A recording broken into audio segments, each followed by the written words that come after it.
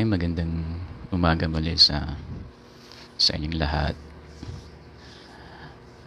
Napapansin ko lang sa maraming mga mananampalataya sa iba't ibang lugar, sa iba't ibang churches, ay ang dami talagang ipinapakita lang na okay sila, pinapakita nila na parang walang nangyayari, pero sa totoo lang ay gulong-gulo ang kanilang puso, gulong-gulo ang kanilang isip, gulong-gulo ang kanilang damdamin. Ang daming mga mananampalatayang gano'n at hindi natin sila dapat dinadawn, or kung ikaw man yon ay hindi mo dapat dinadown yung sarili mo, kasi normal lang yon sa isang mananampalataya. At kahit sa mga hindi mananampalataya, ay sadyang may mga panahon talaga sa buhay natin na parang may bumabagabag sa atin. Kahit na minsan walang problema, wala namang problema na malala, pero bakit nakakaramdam tayo ng pagkabagabag, no? Nakakaramdam tayo ng kung hindi man pagkabagabag, nakakaramdam tayo ng ah, isang bagay na hindi mo maintindihan minsan, kaya hindi ka mapakali, or hindi ka makapag-concentrate na magbasa ng Biblia kasi sa nararamdaman mong ito. So sa mga ganitong pagkakataon sa ating buhay, ay the devil is trying to deceive us, para hindi tayo magpursige doon sa gusto nating mangyari, na mas makilala ang Lord at mas lumalim pa sa kanyang salita. Kaya kung ano-anong mga feelings ang kanyang kini-create sa atin, or hindi naman kini-create kundi naki-create sa sarili natin, kasi doon sa mga kaisipan na isinisiksik niya doon sa ating isip. Kasi yun lang naman yung kanyang pintuan para tayo ay guluhin, gambalahin. Kailangan mo na siyang mag-gain ng ground niya sa ating isip. Kaya kung ano-ano ng mga kaisipan na kanyang isinisiksik sa ating isip, yung mga kaisipan na ito na ating ini-entertain, ito ay lilikha ng kung ano-anong mga pakiramdam sa ating sarili. At yun ang problema sa mga mananampalataya, na nasanay silang gumawa ng desisyon nang nakabase sa kanilang kung ano ang nararamdaman nila, hindi sa kung ano talaga yung tama, no? Kung ano talaga yung dapat. Kasi bilang isang mananampalataya at bilang isang lumalago na, ay dapat nagdedesisyon siya sa kung ano talaga yung dapat gawin, sa kung ano talaga yung tamang gawin. Hindi yung dahil sa hindi niya nararamdaman gawin ay hindi na niya gagawin. Kung ano yung kanyang nararamdaman, yun ang kanyang sinusunod. Para tayong hindi stable yung ating pananampalataya pagka ganon. Para tayong alon na minsan nasa taas tapos biglang nasa baba. At ang dami mga mananampalataya. Ang iba sa mga mananampalataya yung tinutukoy ko ay sobrang tagal na nila na tumanggap sa Panginoon, pero hanggang ngayon ang kanilang desisyon ay nakabase pa rin sa kanilang mga nararamdaman. Ramdam ko na pumunta sa church, kaya pupunta ako sa church. Ramdam ko na magbigay, kaya magbibigay ako. Ramdam ko na mag-evangelize, kaya mag-evangelize ako. Ramdam ko na mag-pray, kaya mag-pray ako. Ramdam ko na na parang gusto ko magbasa ng Biblia ngayon, so magbabasa ako. So ang lahat ng kanyang ginagawa, maging mga spiritual activities, ay nakabase sa kanyang pakiramdam. So ito ay sinyalis na ang mananampalatayang ito ay hindi pa talaga siya nagmamature. Hindi pa siya nag-grow. Mag-grow din siya balang araw, pero nasa kanya yun kung gusto niyang mapabilis o hindi. At hindi talaga bibilis ang paglago ng Kristiyano hanggat hindi siya natuto na magdesisyon ng ayon sa kung ano ang sinasabi ng Biblia, dahil yun ang tama. Hindi yung magdidesisyon siya na gumawa ng isang bagay dahil sa yun ang kanyang nararamdaman. Ayan, so ngayon sa ating buhay, kung ano man yung ating pinagdidesisyonan, dito nakasalalay ngayon kung mas lalong magugulo ang iyong buhay, mas lalong magugulo ang iyong pag-iisip. Ito ngayon ang siyang pagmumulan ng mga kaguluhan at kung ano-anong mga negative na pangyayari sa ating loob, sa ating sarili. At ito ang target ng Satanas kasi kung ano yung nangyayari sa loob, then eventually ay makikita sa labas. Kaya ang tinatarget ng Satanas ay yung guluhin tayo sa loob. Kasi once na nagulo niya tayo sa loob, then magmamanifest na lang yon. Magmamanifest na lang yon sa iba't ibang bahagi ng ating buhay. Magiging magulo sa ating trabaho, magiging magulo sa ating relationships, magiging magulo sa ating pag-aaral, at lahat-lahat na. Kasi hindi ka magkakaroon ng kaayusan sa bahagi ng buhay mo na gusto mong maayos na hindi naayos yung kalooban mo. And magmamanifest on the outside yung nangyayari on the inside.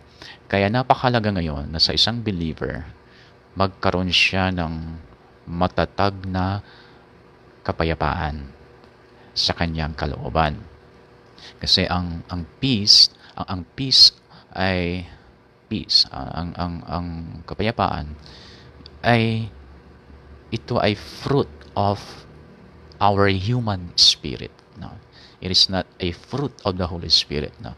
Kasi ang Holy Spirit siya ang pinanggagalingan ng nutrients, spiritual nutrients, para ma-produce natin yung mga fruits na ito. One of them is peace, no? Love, joy, peace. At mga iba pa, faith, patience, self-control, gentleness, goodness, kindness. Yan ay mga fruits ng believer, no? Hindi fruits ng Holy Spirit. Hindi fruits ng Jesus Christ. Although alam natin that Jesus Christ is love. Although alam natin that the Holy Spirit is the Spirit of love. But the fruits normally nakikita sa sanga, hindi sa puno. May mga puno na lumalabas sa puno mismo yung kanilang mga bunga, pero hindi yun ang tinutukoy ni Jesus Christ kasi kadalasan pag mga ganong fruits ang tinutukoy niya ay vine, no? O ubas, no? At bilang ang isang ubas, pag nakapunta na kayo sa La Union, sa mga nagtatanim ng ubas, ay wala doon sa ugat yung bunga, wala doon sa puno yung bunga, nandoon sa mga sanga na gumapang-gapang na doon sa ginawa nilang sa Pangasinan tawag ng palapala, no? So nandoon sa mga sanga yung bunga, at ang sabi ng ating Panginoon, John 15, ako ang puno, sabi ni Jesus Christ, kayo ang mga sanga. So kung tayo yung mga sanga, si Jesus Christ yung puno, ibig sabihin sa atin na mga sanga, makikita, lalabas yung bunga. Anong mga bunga na ito? Pag-ibig, kagalakan. So ang Kristiyano talaga, pag namumunga yan, sobrang saya niya yan. Kapayapaan. So isa sa mga bunga na dapat nakikita sa atin ay kapayapaan. Yan ay, ang kapayapaan na yan ay wala sa mga taong wala pa kay Kristo. Yung kanilang kapayapaan ay hindi siya nananatili. Kasi sa atin kasi kahit na hindi mo nararamdaman, nananatili kasi nasa ating spirito, human spirit natin. Fruit of the human spirit. Yun ang tinutukoy ng fruit of the spirit. Kasi pagka titingnan mo sa Greek, yung Galatians 5, hindi siya capitalized, no? Small letter yung fruit of the spirit doon. Yung word na spirit doon ay hindi siya capitalized sa original na Greek. So, hindi Holy Spirit talaga ang tinutukoy. Kasi kung Holy Spirit ang tinutukoy, dapat nakakapitalize yung spirit doon.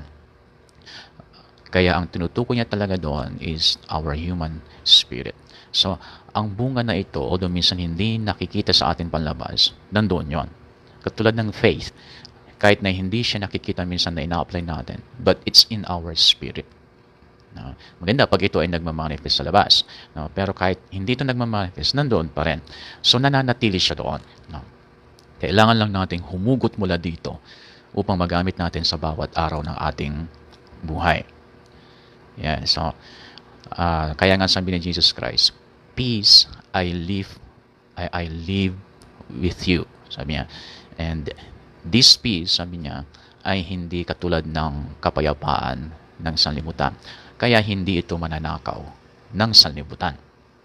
Nandyan pa rin sa'yo yan. So kapag ito ngayon ay kinultivate mo, kapag ito ngayon ay dinilig mo, then lalago ito hanggang sa aapektuhan na niya ang lahat ng bahagi ng buhay mo. Kasama na ang isip mo, kaya magkakaroon ka na ng peace of mind. Kasama na ang emotion mo, kaya magkakaroon ng healing for the broken-hearted. Kapag ikaw ay broken, gagaling yung emotion mo because of this peace. So this peace is powerful. Kaya sabi ng Philippians ay it will guard your heart. It will guard your heart. Parang security guard ng ating puso na hindi niya hahayaan ng ating puso ay matrouble. Hindi hahayaan ng ating puso mabagabag.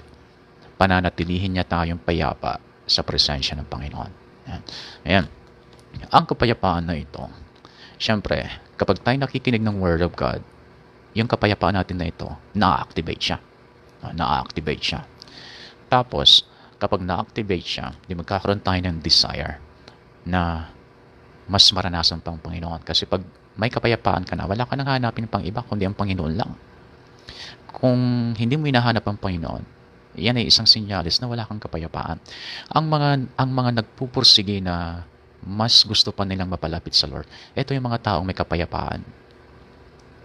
May kapayapaan sa kalooban. Ngayon, on the other hand, kapag ikaw ay naguguluhan, no, ang pinakamabilis talaga para matanggal yung pagkabagabag na ito, pinakamabilis na paraan ay lumapit ka sa Panginoon. Or vice versa, makinig ka ng salita niya. Or buksan mo yung kanyang salita at basahin mo at hayaan mong ito ay sipsipin ng iyong espiritu para ma-activate yung kapayapaan mo. Kasi nandiyan na yung kapayapaan. So, ngayon, kapag ikaw ngayon ay nagkaroon ng pagnanais na maranasan ang Panginoon sa buhay mo, hindi lang yung alam mong nandyan siya, kundi yung gusto mong maranasan siya. Ibig sabihin, gusto mo maranasan ang kanyang presensya. Kasi pag nararanasan natin yung kanyang presensya, ito rin ay nagbibigay sa atin ng signal na ang Diyos hindi niya tayo iniiwanan at ang Diyos hindi niya tayo pinapabayaan. Hindi natin hinahanap yung pakiramdam bago tayo maniwala na ang Espiritu Santo ay nandyan. Pero kapag tayo ay nakaramdam na ang Panginoon ipinaparanas niya ang kanyang presensya, may mga times na hindi natin mapigilan mapaluha, di ba? Kasi alam mo na siya yun. Alam mo na si Lord yun. Hindi tayo nagre-rely na maramdaman natin lagi yon bago tayo mag-pray. Sumusunod lang yon sa ating desisyon na kahit hindi natin nararamdaman, ay hinahanap natin ang kanyang presensya. So, ang pakiramdam na yan, ito yung tinutukoy ni Haring David na sabi niya, kinauuhawan kita lagi. So, sabi ni David ay, si King David ay hinahanap-hanap niya ang presensya ng Panginoon. Sabi niya, parang naging kublihan ko na yung kanyang presensya. Naging, it became my refuge, tower in times of trouble. Yung tower kasi ay tinatakbuhan ng mga tao kapag may kalamidad, kapag may mga hindi inaasahang pangyayari sa kanilang lugar. May mga kanya-kanya silang tower na kung saan ay parang evacuation center kumbaga sa ngayon. So ito'y doon sila tumatakbo. Doon sa tower, maayos ang pagkakagawa. Kaya pag sila pumunta doon sa tower, nagkakaroon sila ng kapahingahan at kapayapaan. Natatanggal yung kanilang pagkabagabag sa kasalukuyang nangyayari doon sa kanilang community. So ganun tayo, kapag tayo nandoon sa tower of God's presence, no, ay nagkakaroon tayo ng kapayapaan kahit na nandyan pa yung problema sa ating kapaligiran. So, kinauuhawan ito ni David. Ibig sabihin si David ay kilalang kilala na niya yung presensya ng Panginoon. Ang Panginoon hindi pa siya naninirahan sa human spirit ng mga taong nasa Old Testament. Kasi hindi pa na-regenerate yung kanilang spirito. Hindi pa na-born again yung kanilang spirito. Hindi pa na-renew. Dahil sa hindi pa renewed yung spirit ng tao sa Old Testament, hindi pwedeng maging temple of the Holy Spirit yan.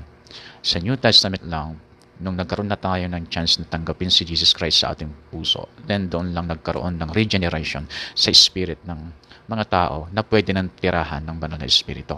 Pero itong magandang aral, kahit na hindi pa naninirahan ang Espiritu Santo, sa espiritu ni King David, nakilala na niya ang presensya ng Panginoon sa kanyang buhay. Ibig sabihin, sa palagi niya itong nararanasan, sa palagi niya itong nararamdaman, na dahil sa kanyang desisyon na tumakbo lagi sa Panginoon, no? Sa kanyang desisyon na in times of trouble or Kahit walang trouble, kahit siya nasa higaan siya, ay tumatakbo siya lagi. Sumisilong siya lagi sa Panginoon. At dahil dito ang Panginoon, pinaparanas niya kasi sa presensya ng Panginoon kasi merong kapahingahan. Kung ikaw ay hindi natutrouble at ikaw ay pumasok sa presensya ng Panginoon, mas lalo kanyang bibigyan ng satisfaction at mas lalo kanyang bibigyan ng joy, no? Kasi magkasama kasi yan yung peace and joy, no? Magkakambal siya, no? Kung nasaan yung joy, magpo-produce ng peace. Kung nasaan yung peace, magpo-produce ng joy, no? Ngayon sa mundo, hindi nila magagawa 'yon. I-fake nila 'yon, no? Kung waring masaya, kung waring walang problema, no? I-fake nila 'yon na para bang nasa kanila yung dalawang 'yon. Maaring ayaw kanilang maapektuhan or nahihiya silang malaman mo na gano'n ang nangyayari sa kanilang buhay. Ngayon, sa ating buhay, marireach natin yung level na yun na narating ni King David na kung saan ay masasanay na ang iyong sarili doon sa kanyang presensya na hindi ka na makukontento kapag hindi mo naranasan yon. Kasi alam mo na siya yon. Kapag ipinaranas niya sa'yo yung kanyang presensya, alam mo na siya yon. Yung mga iba sa inyo, naniniwala kayo na may multo, di ba? Although hindi naman dapat pinapaniwalaan yun. Naniniwala tayo may mga evil spirit, no? Pero yung tao mismo na magpapakita sa iyo na namatay na, yan ay kasinungalingan. Hindi kailangan mangyayari yan. Kasi ang tao dito sa mundo, pag namatay yan, wala na siyang, hindi na siya makakabalik dito sa lupa. No? Iba yung mga nararanasan ng mga temporary na parang, sabi niya, namatay na ako, papunta na ako sa, hindi pa siya nakarating, papunta pa lang. Pero pag ang espiritu ng isang tao ay bumiyahe mula dito sa mundong ito at napunta niya ang kanyang destinasyon sa langit o sa impyerno man yan, ay hindi na sila makakabalik dito sa lupa. Tapos na ang kanilang panahon dito sa lupa. Kaya nga habang buhay ka dito, ay siguraduhin mong nagawa mo ang mission mo dito. Kasi pag ikaw ay nawala dito, wala ka ng chance para bumalik pa at tapusin yung hindi mo natapos. At hindi na-realize yan ng marami. Masyadong mabilis ang panahon. At kahit gaano kahaba ang iyong buhay, pagdating ng araw, sasabihin mo, masyadong maikli ang aking buhay. Masyadong maikli ang panahon ko. Dahil hindi ko nagawa yung aking dapat gawin dito sa lupa. Ayan. So, yan ay aral para sa bawat isa sa atin na kahit anong edad mo ngayon, ay dapat kang magdesisyon na kaagad-agad mo lang tapusin yung purpose ng Lord kung bakit nandito ka sa lupa. Kasi, mabilis kang mawalan ng pagkakataon. Pagka nagpapabanjing-banjing ka lang sa pagkakristyano mo, mahirap maghabol sa mga nasayang mong panahon. Yeah, so, ngayon, si King David ay sa kanyang araw-araw na kauhawan na maranasan ng Panginoon, laging ipinaparanas ng Panginoon sa kanyang katawan mismo. Kasi sabi niya, my flesh longs for you. Sabi niya doon sa Psalm 63. Yung aking katawan, sabi niya, ay ninanais kanya. Sa bawat araw, ninanais kanya. So, hindi lang yung kanyang espiritu, hindi lang kanyang damdamin at isip ang nakakaranas sa presensya ng Panginoon. Kundi ang katawan niya mismo, kilala na niya kapag ang Panginoon ang nagpaparamdam. So, ganun din sa mga evil spirits, nagpaparamdam sila dito. Hindi yung mga taong namatay, yung mga evil spirits. So, kapag ang evil spirits, mga evil spirits dyan sa kapaligiran natin, nandyan lang sila. Pag sila nagpaparamdam, alam mo na sila yon. Kaya sa mga lugar na napupuntahan mo, maaalala mo yung pakiramdam ng nandoon sa lugar na yon. Kung ikaw ay accidentally napunta sa sugalan, alam mo yung pakiramdam ng mga nagsusugal. Kung kayo ay laging nanonood ng sugal sa mga lamay, alam mo yung pakiramdam na yun na sigurado sugal ito. Kaya minsan kahit na hindi ka pa nakakapunta doon, hindi ka pa nakakalapit, ramdam mo na yun ay sugal kasi may espiritu ng sugal. Kapag ang espiritu ng sugal ay binihag niya ang isang tao, yung taong yon kahit ayaw niya nang magsugal, wala siyang magawa, magsusugal pa rin kasi nabihag na siya ng espiritu ng sugal. So kung saan naroon yung mga yon, mararamdaman mo yon, maaalala mo na may espiritu ng sugal. Yan, kaya minsan sa loob ng bahay nyo, bigla kayo nakakita ng mga baraha, no? Mararamdaman mo may espiritu ng sugal. Mararamdaman mo, maaalala mo yung naramdaman mo tungkol sa espiritu ng sugal. Ganon din sa banal na espiritu. Maaalala mo na siya yung naramdaman mo. Maaalala mo na siya yung naranasan mo. Sa isang Bible study, prayer meeting, or youth camp, or saan man yun, sa devotion mo, kung siya yung nararanasan mo, maalala mo yun at hindi mo makakalimutan na siya yun. At kapag hahanap-hanapin mo na yun, mas lalang ipaparanas ng Panginoon sa iyo. At kapag the more na pinaparanas niya sa iyo, the more na lumalaki yung kapayapaan mo. Yeah, si Moses minsan ay although nararanasan niya at alam niya nandiyan ang Panginoon, pero tungkol sa isang bagay, parang nababagabag siya. Kumbaga ay hindi kumpleto yung kanyang kapahingaan o kapayapaan sa isang bagay na nais niya mangyari sa Israelites dahil yun ang kanyang misyon. No, pangalagaan ng Israelites, pangunahan at pangalagaan ng Israelites. Kaya dito sa Exodus chapter 33, no, sa Exodus chapter 33, tingnan natin yung nangyari kay Moses dito. Exodus 33 verse 7. Sabi niya, "Now Moses used to take a tent and pitch it outside the camp, some distance away, calling it the tent of meeting. Anyone inquiring of the Lord would go to the tent of meeting outside the camp. And whenever Moses went out to the tent, all the people rose and stood at the entrances to their tents, watching Moses until he entered the tent." So sa tent na ito, doon nakikipag-usap ang Diyos kay Moses at doon nakikipag-usap si Moses sa Diyos. Okay? So doon nasasanay siya na maranasan at maramdaman yung kung anong pakiramdam kapag ikaw ay nasa presensya ng Panginoon. So kilalang kilala ni Moses ang presensya ng Panginoon. As Moses went into the tent, the pillar of cloud would come down and stay at the entrance while the Lord spoke with Moses. So tingnan nyo, yung hindi ko alam kung literal ito na nakita ng mga Israelites or naramdaman, pero base dito, pag literal na babasahin natin, nakita, na visible sa mata.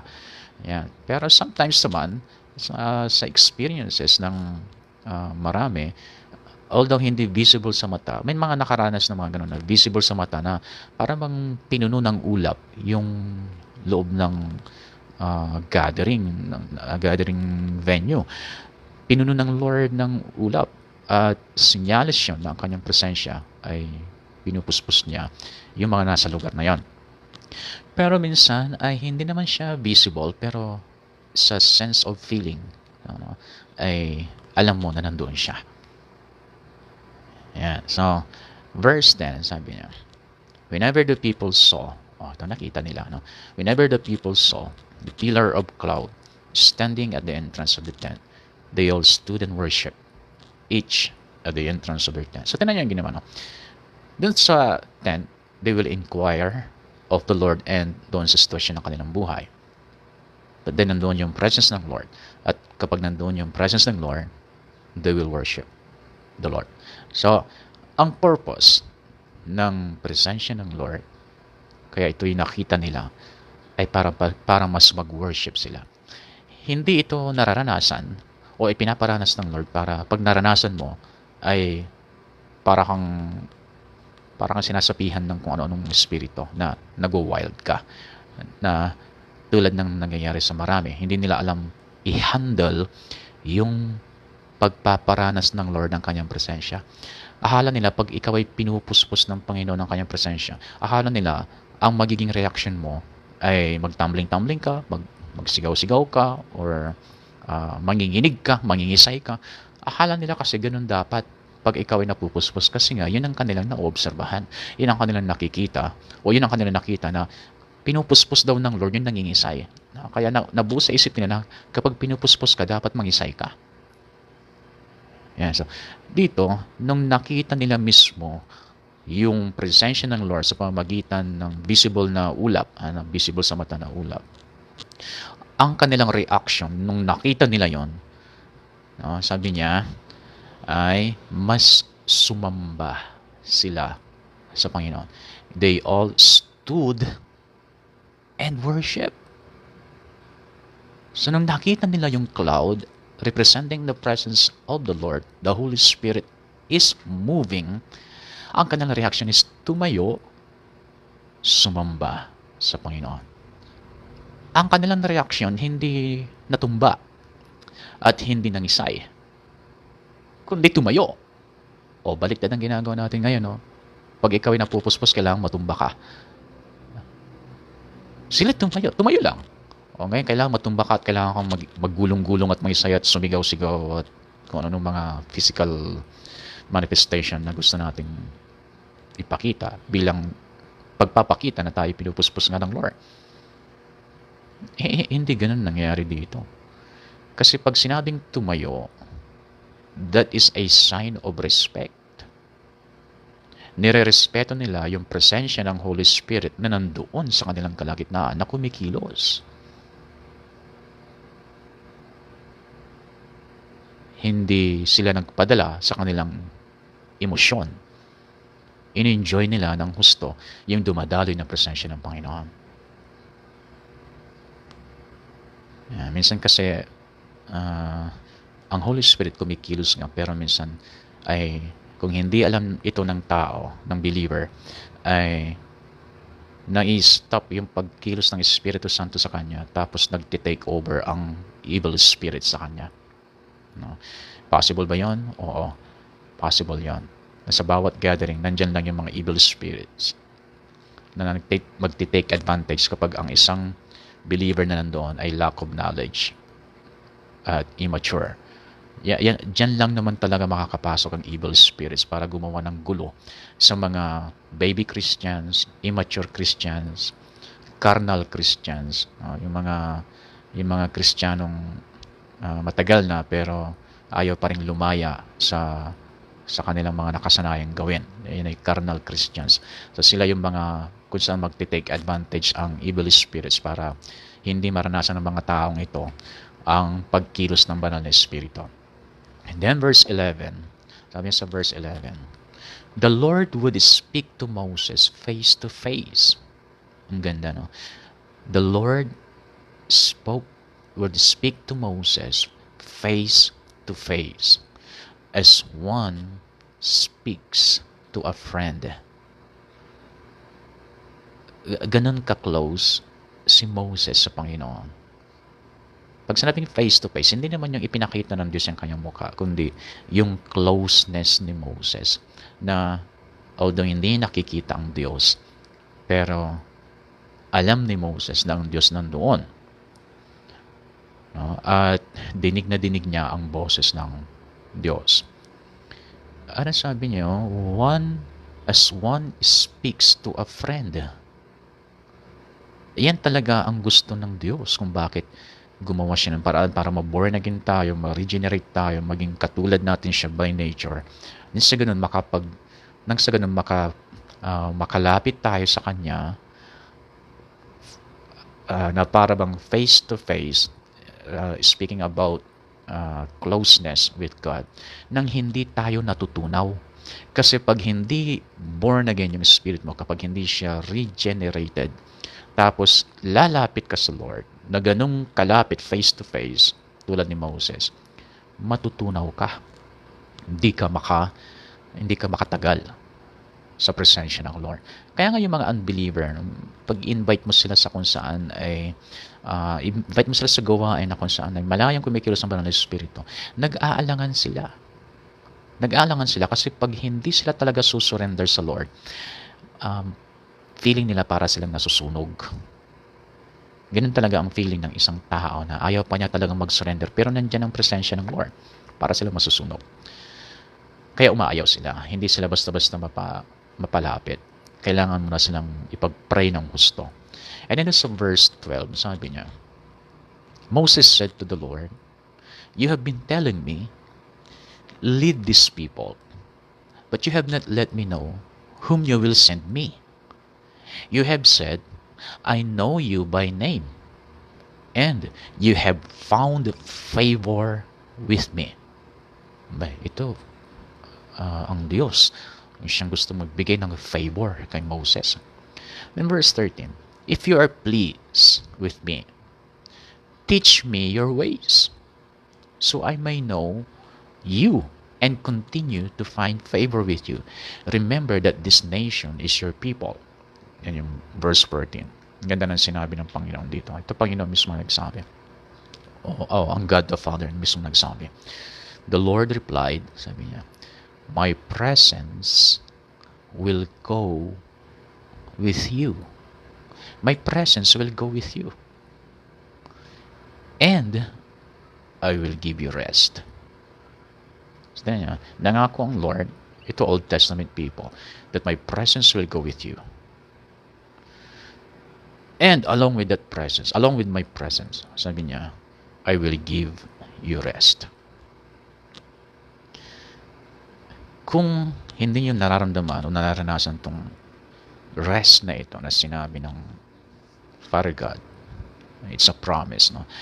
Sa Matthew 11:28, sabi niya, come unto me, you who have heavy laden, sabi niya, and I will give you rest. So there is real rest in God's presence. Kung sa palagay mo hindi pa totoong kapayapaan yung nararanasan mo, and yung kapayapaan hinahanap mo, it is in the presence of God. Na kapag naranasan mo ito, ayaw mo nang mawalay pa sa Kanya. Ayaw mo nang mawala yan sa'yo. Oras-oras, tinitiyak mo na nandyan siya. Oras-oras, nakikipag-communicate ka para yung presence niyang ito ay maranasan mo. Ayan, to be honest with you, almost every hour, chine-check ko kung nagmamanifest pa yung presence ng Lord sa buhay ko. At kung may time na chinek ko na hindi nagpo-flow yung presence of God, then relax ako ng konti. Napakatahimik. Sabi ko, Lord, I need your presence. Lord, I worship you. Sa sandaling ito, this moment, I want to worship you. Then pag ginawa ko yan, dadaloy agad ang kanyang presensya. Hindi na nagtatagal sa akin, no? Sa aking karanasan lang sa presence of God. Hindi ko kailangang magtagal, magbabad, na magpuri sa mamba para dumalo yung presence ng Lord sa buhay ko. Pipikit lang ako ng sandali. And then sasabihin ko lang, I worship you kaya I need your presence. Or mag-start akong kumanta, let the rain of your presence, or any kind of worship songs about presence of God. Then, dyan ka agad. Dumadaloy ka agad yung presence of God. Hindi na ako nag-e-effort pa ng gusto para dumalo yung presence ng Diyos. Hindi kagaya dati. Nung ako ay bata pa. Bata pa naman hanggang ngayon. Pero sa ngayon ay napakadali kong i-activate kumbaga. Para lang gadget na kapag sinwitch mo yung power, ay nagre-response ka agad. May mga gadget na hindi magre-response, matagal bago mag-response. Ay hindi ganon yung aking level when it comes to the presence of God. Pagka-click ko ng power switch, ay kagad-agad nagre-response. Andiyan kagad yung presensya ng Lord. Kaya kahit na anong problema pa ang dumating sa aking buhay, ay hindi ako naapektuhan. Kasi alam ko, pag nandiyan yung presensya ng Lord, then everything's gonna be alright. Lahat ay kayang-kayang handlean ng Lord. Kahit gaano pa ito kahirap. No? Pag may dumarating na bad news sa akin, may mga temptation na ikaw ay maturete, mataranta, mag-alala, mag-aburido, pero because of the presence of God, sasabihin kayo mismo, kalma lang, relax lang. If my presence is with you, then my presence will handle the problem. My presence flowing in your life will handle the problem. Pero pag wala yung presence of God na ito, talagang natural lang na mag-aaburido ka. Di mo lang magagawin mo. Di mo alam kung kung ano ang desisyon na gagawin mo. Ganun talaga ang epekto ng hindi regular na pagdaloy ng presence of God sa buhay mo. Kaya napakalaga na tuloy-tuloy ang pagdaloy ng presensya ng Lord para yung kapahingahan ay nasa atin lagi. Yeah, so dito sa verse 21, lundag kayo sa verse 21, sabi niya, "The Lord went ahead of them. He guided them during the day with a pillar of cloud, and He provided light at night with a pillar of fire. This allowed them to travel by day or by night." So, tingnan yan, no? Nang sinabi kasi ni Moses na show me your way, show me your way, gusto ko makita yung pamamaraan mo. Ang sagot ng Diyos is, my presence will go with you. So, ibig sabihin, kahit hindi mo pa alam yung direction, magpatuloy ka lang. Kasi habang nagpapatuloy ka, my presence will show you the way. Ibig sabihin, kung wala yung kanyang presensya sa ginagawa mo, sa hinahakbangan mo, then itigil mo na kasi wala doon ng Panginoon. Hindi yun ang pamamaraan niya. Kahit gaano pa kaganda sa iyong pag-iisip, yung isang plano. Pag wala ang presensya ng Lord sa ginagawa mo, so tandaan niyo, paano masasabi yon? Kasi nasanay ka na maramdaman yung kanyang presensya pag ikaw ay nagdi-devotion, kapag ikaw ay nag-worship, kapag ikaw ay nagbabasa ng salita ng Diyos, nararamdaman mo na yung kanyang presensya, kaya alam mo kung nandyan yung kanyang presensya. Kaya kapag ikaw ay, halimbawa, pumasok sa isang transaction, at habang nagtatransact kayo, wala yung presensya ng Lord na ito, then wala siyang approval sa transaction na yon. Sigurado papalpak yon. Pag pinilit mo, baka mas lalong malaki mawawala sa'yo. At maraming panahon ang mawawala sa'yo. Kadalasan ganun nangyayari sa maraming Kristiyano, kaya mas lalong napapahamak at napapalayo sa Lord. Kasi wala yung presensya ng Panginoon doon sa isang bagay na yon na pinaplano. Pinipilit kasi mukhang maganda. Mukhang maganda. Pero wala yung go signal eh. Kasi pag nandun yung presensya ng Lord, may go signal siya. Sige, go. Pero kung dry na dry yung transaction, wala ka man lang maranasang presensya ng Panginoon doon sa transaction na yun, then red light yun. You need to stop. So, hindi natin ito binibigyan ng pansin. Kaya tuloy, magkakagulo yung buhay natin. At kapag nagkagulo yung buhay natin, at medyo malayo yung napili mong detour, mahirap bumalik sa main road. At sayang yung oras, sayang yung gasolina, sayang yung lakas, sayang yung energy na ikukonsume natin para baybayin yung detour bago tayo makarating sa main road na kailangan nating daanan. Sayang. So, sabi ni Moses, o sige, kung ganyan, di pag wala yung presensya mo, sabi ng Lord, ay sabi ni Moses, then di kami alis. Di kami alis sa lugar na ito. Nandito kami ngayon sa desert. Di kami alis hanggat wala yung presensya mo. Eh nung humakbang sila, nandoon yung ulap sa araw na gumagabay sa kanila. Parang nagbibigay ng lilim yung ulap sa kanila. Magkabila ang parang pillar of cloud. Sila ay may protection kasi may pader na ulap eh. So may protection sila, hindi lang sa kalaban, kasi alam niyo sa panahon nila, hindi madali magbiyahe kasi hindi kagaya ngayon, may mga kalsada na, may mga sasakyan na. Sila talaga wala. Mga hayop na pwedeng sakyan, pero yung daan ay hindi simentado. So sa daan ay maraming mga posibleng magdudulot ng kamatayan sa kanila, tulad ng mga ahas, alakdan, at kung ano-ano pang mga insekto na nandyan, at mga hayop na pwedeng anytime ay umatake sa kanila. Pero hindi nangyari yon kasi may protection ng Lord. Nung wala na yung protection ng Lord, saka lang nangyari sa kanila yon. Kasi pag wala talagang protection ng Lord, ay kahit gaano ka mag-ingat, walang magagawa yan. May magagawa pero kunti lang.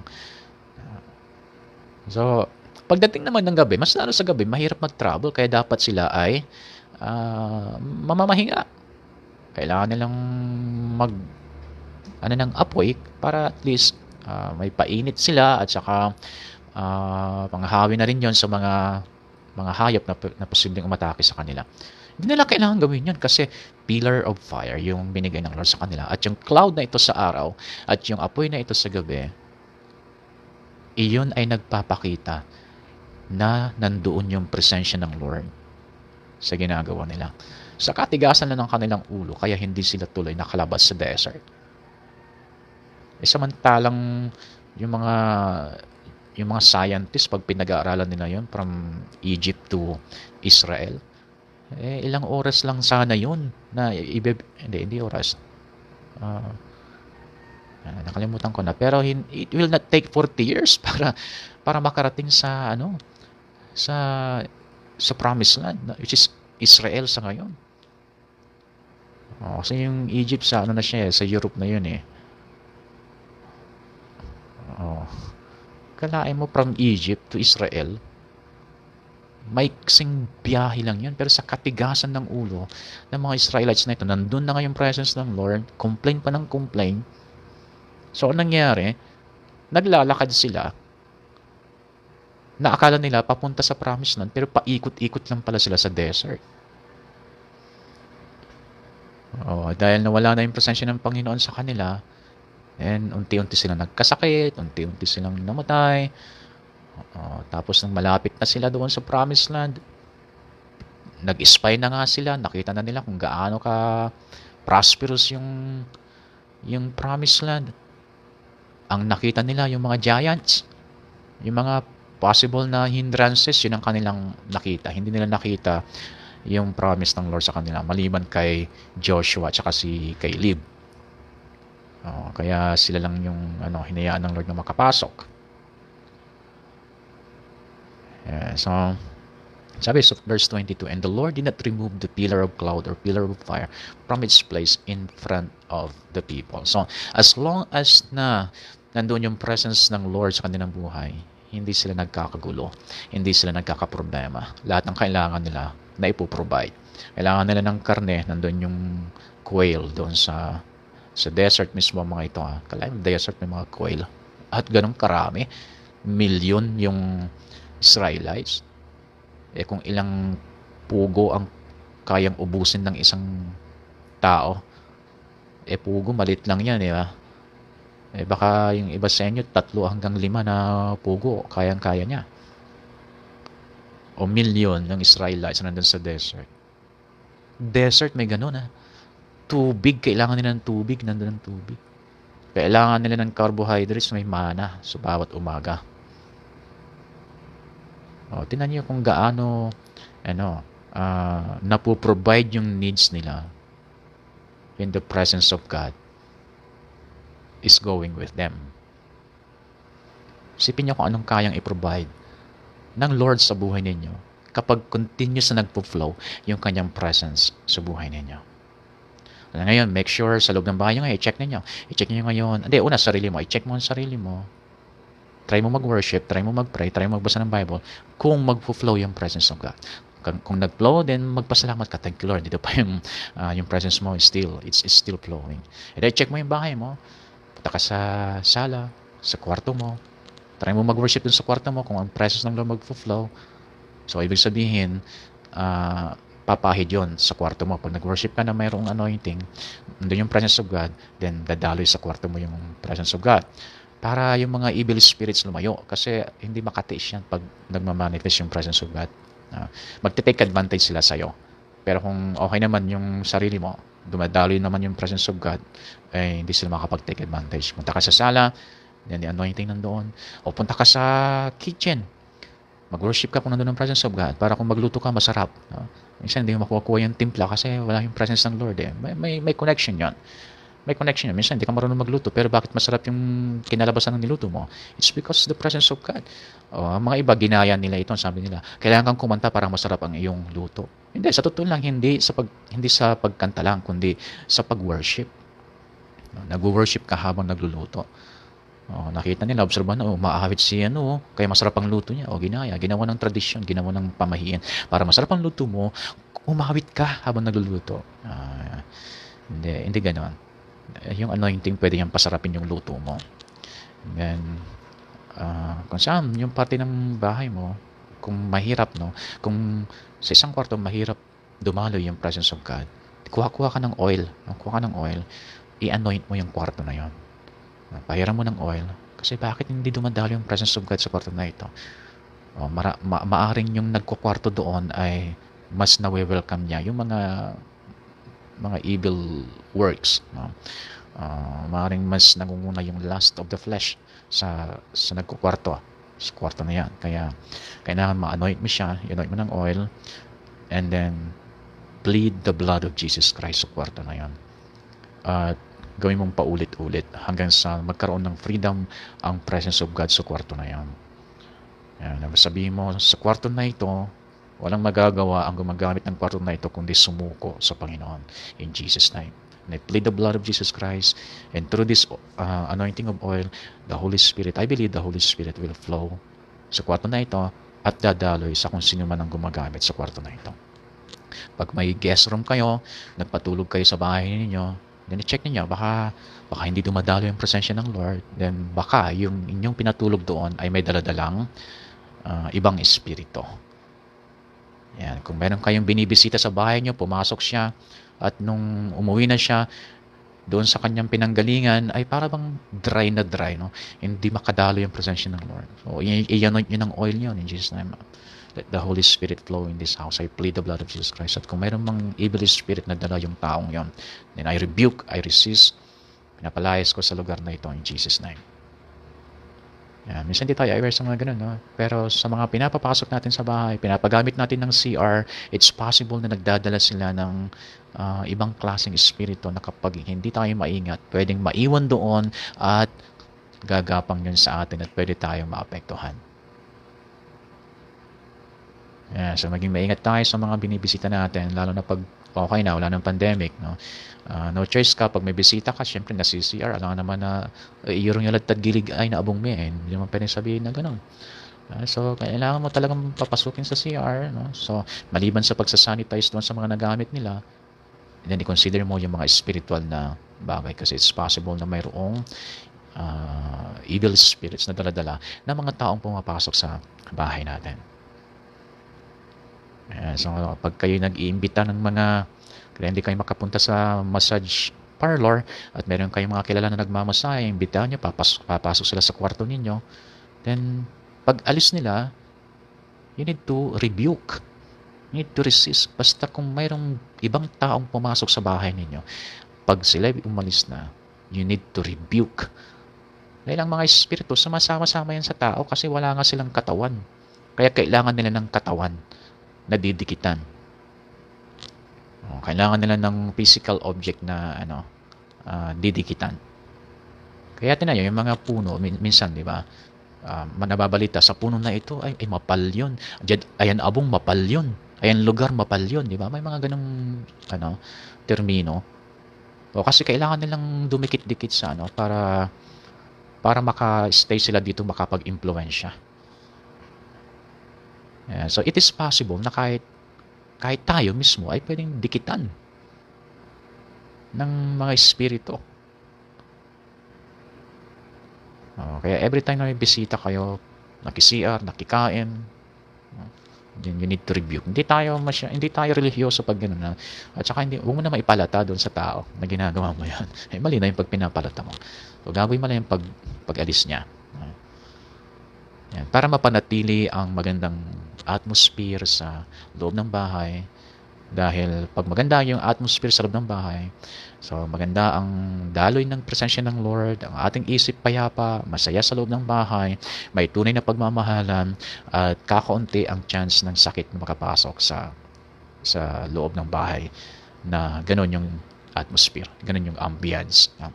So, pagkatapos mong gawin lahat, na para bang gawin lahat ng alam mong gawin, pero para bang something is bothering you pa sa loob ng bahay mo, then mag-play ka ng anointed worship songs, lakasan mo, then sumabay ka sa pag-worship, then magbabago yung ambience doon sa loob ng bahay ninyo. And where the Spirit of the Lord is, there is freedom. there is liberty. Kaya sa loob ng bahay ninyo, dapat the Holy Spirit is freely moving and flowing para magkaroon ng liberty and freedom sa bawat nasa loob ng bahay. So, yun lang ang aking ma-share muna sa inyo. At salamat sa inyong pakikinig. God bless.